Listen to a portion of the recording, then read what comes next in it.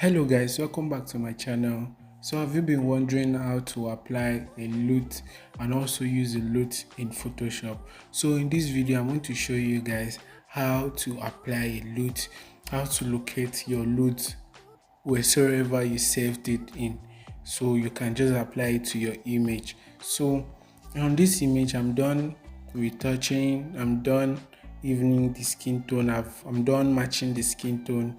So the next thing, the final thing to do now is just to add a LUT to color grade and perfect everything for me.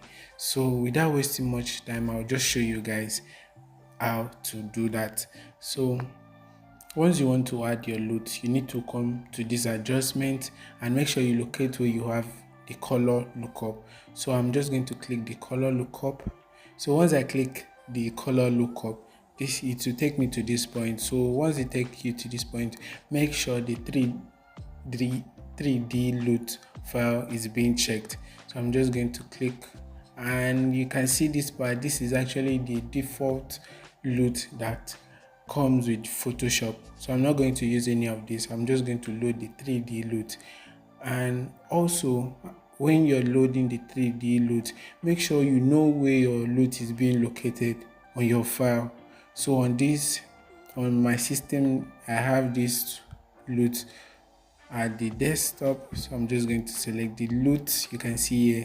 Then make sure you locate where you have your LUT. So I'm going to use this 3 cube. So once you locate it, I'll just hit OK. So after hitting OK, you can now see it has been applied on the image. So this is the before and this is the after. So in case you are looking for a way to get LUT, check my description. You'll see a link to where the link is going to take you to where you can get LUT. So you can now see the LUT. This is the before and this is the after. And if you think the effect is much after adding your LUT, you can just reduce the opacity. You can play with this opacity. So thank you guys for watching this video. I hope this video is helpful. Please, if you haven't subscribed to my channel, please subscribe to my channel so you'll be first to be notified each time I drop a video. So thank you guys once again. Hope to see you in the next video.